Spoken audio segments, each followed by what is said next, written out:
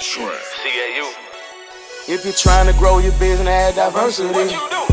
hit up Client Attraction University. When it comes to getting clients, you face adversity. You need to hit up Client Attraction University. Client Attraction, Client Attraction, Client Attraction, Client Attraction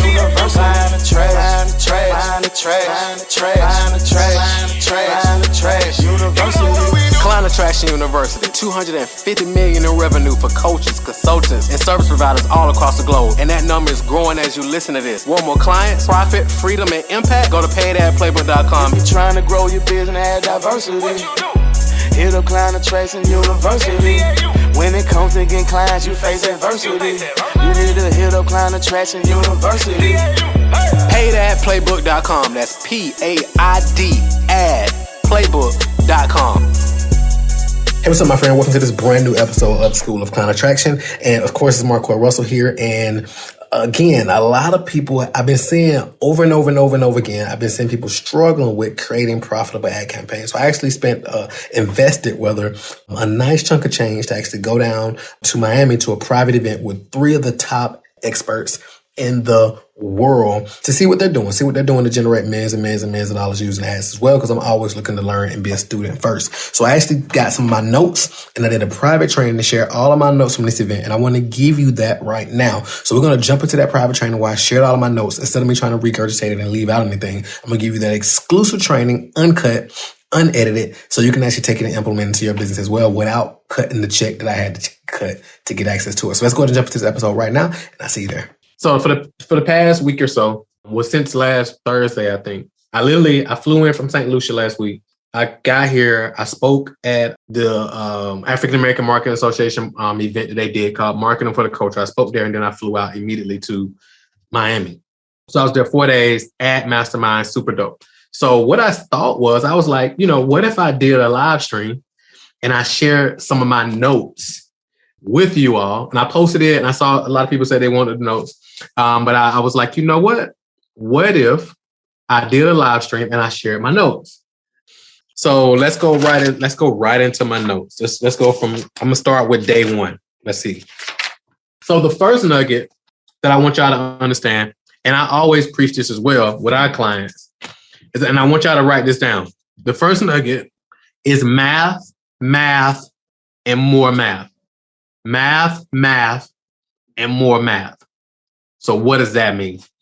A lot of times people are doing marketing. They don't really know the math of how stuff works, how they don't really understand the math of how everything works. So for example, they don't know so I talk to people all the time, they're running ads, but they don't know their lead costs. They don't know their application costs. They don't know how much is it costing them to get a client. They like their cost per acquisition. They don't know their lifetime value of their clients, or none of that type of stuff, right? Which brings me to my second nugget that I want to share with you. And it really proves why I don't recommend selling anything less than $3,000 on the front end, right? So let me explain. So we did a couple case studies, right? We did a case study of somebody who was doing a $997 webinar, right? They were doing a webinar where they sell their offer for $997. Now, I know a lot of people teach that you should do a webinar and sell the offer for $997, right? Why don't I recommend doing that, even though it works?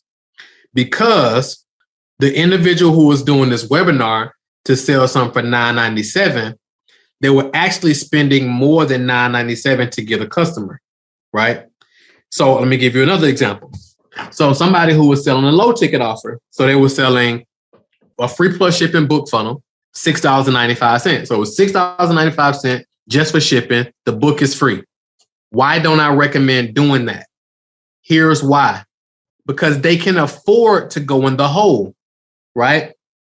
They can afford to go in the hole. So for example, let's say somebody has a $6.95 offer and it's costing them $20 to get a $6.95 customer.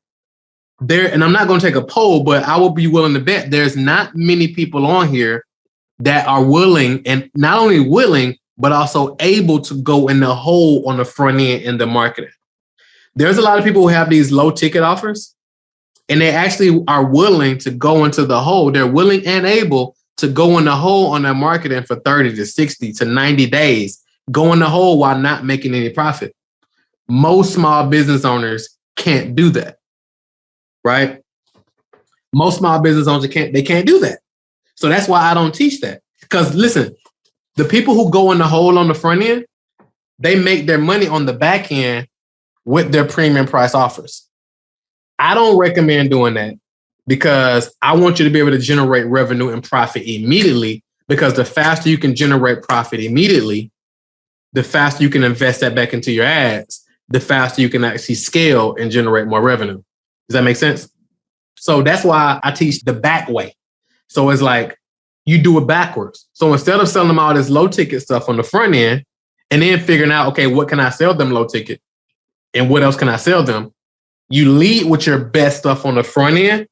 And then once you get to $500,000, $1 million a year, now you can start rolling out some lower ticket offers, right? To invite people in and use some other ways. But this way you have more cash flow. Now you can afford to go in the hole. So that's why I always recommend people don't do that. It just makes sense. Number one, it serves the person better, right? Because they're going to get your best stuff. Also, it serves you better because now you can get more cash flow in your business. And cash flow is the name of the game.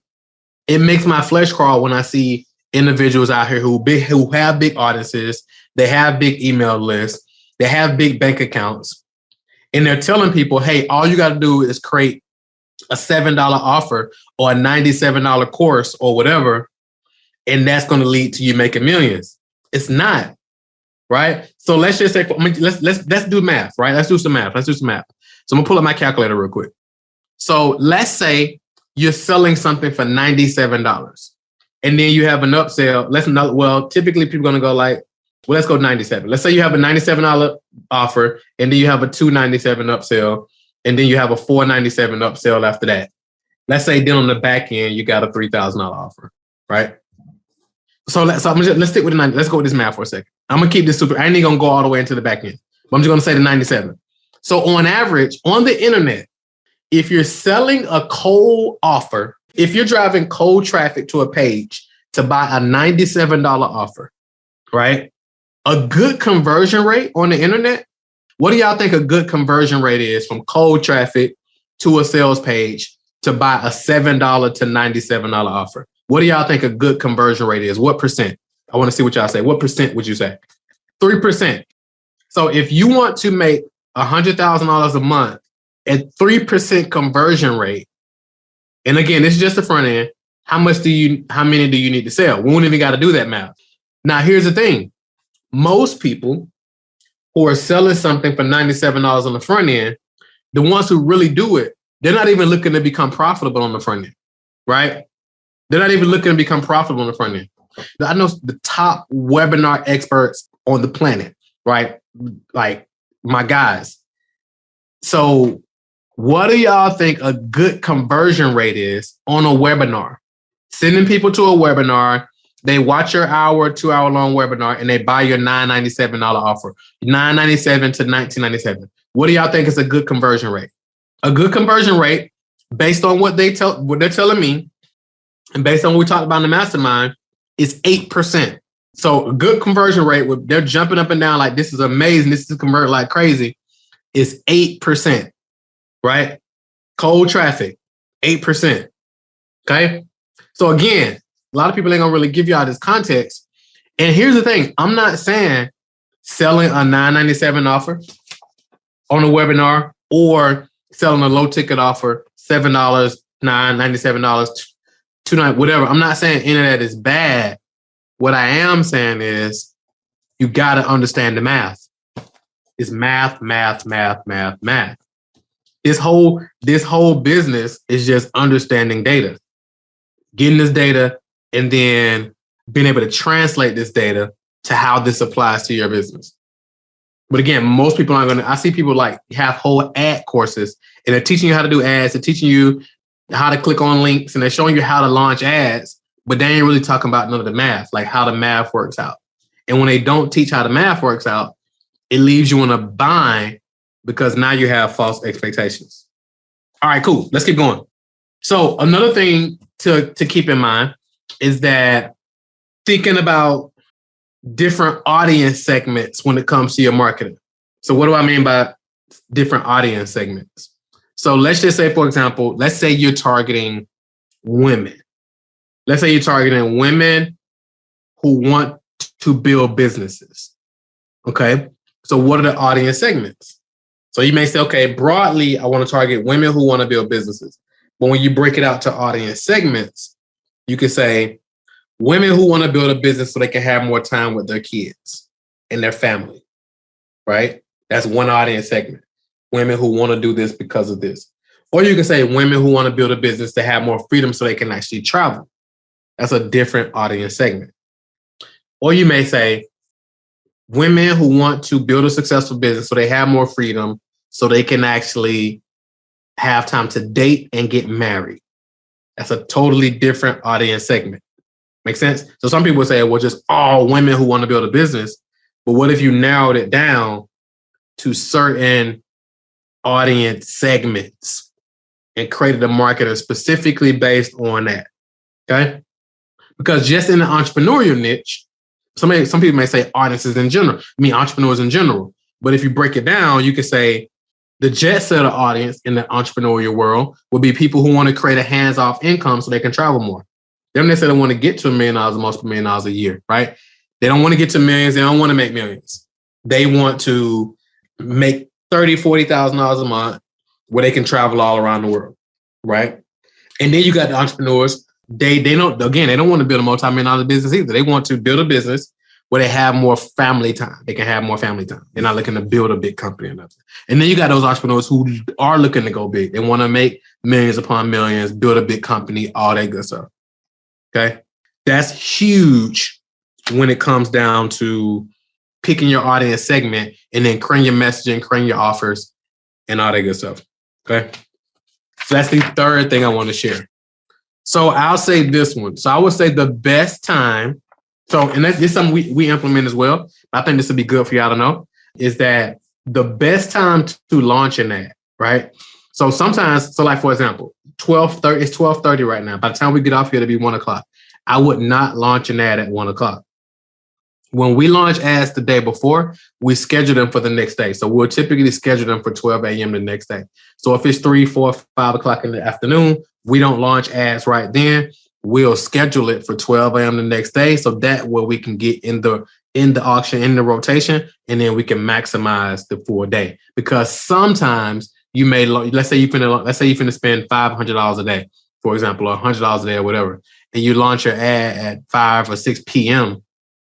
Now, Facebook, in some instances, will try to spend all of it before the day is out. But if you set it up and schedule it for 12 a.m. the next day, don't schedule an end time, but just schedule a start time.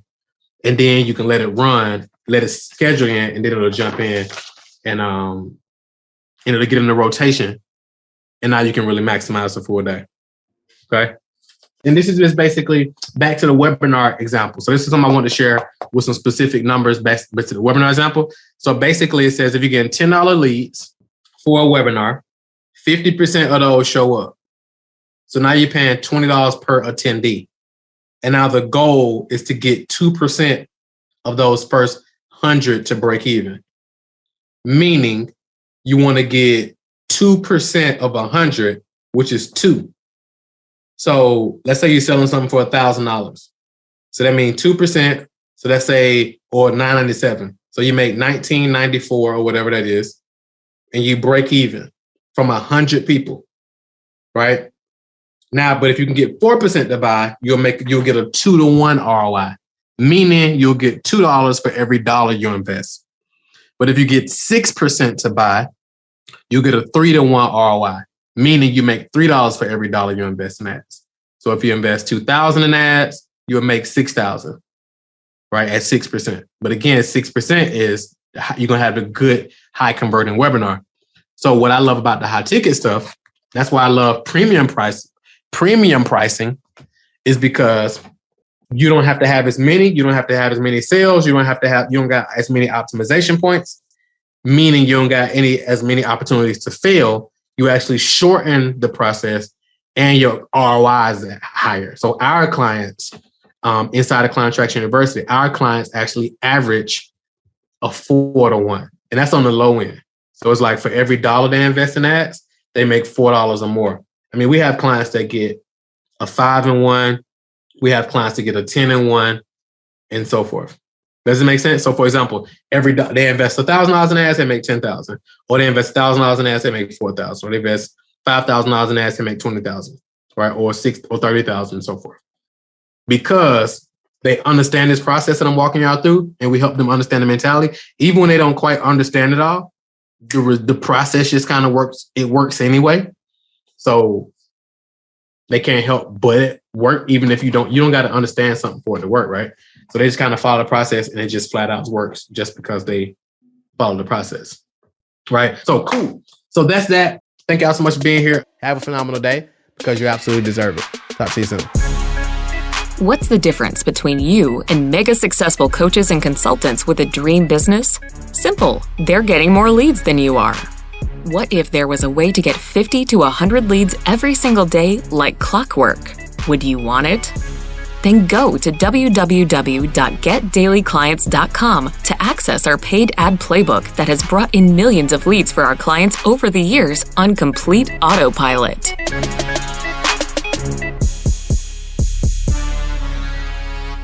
This is thepodcastfactory.com.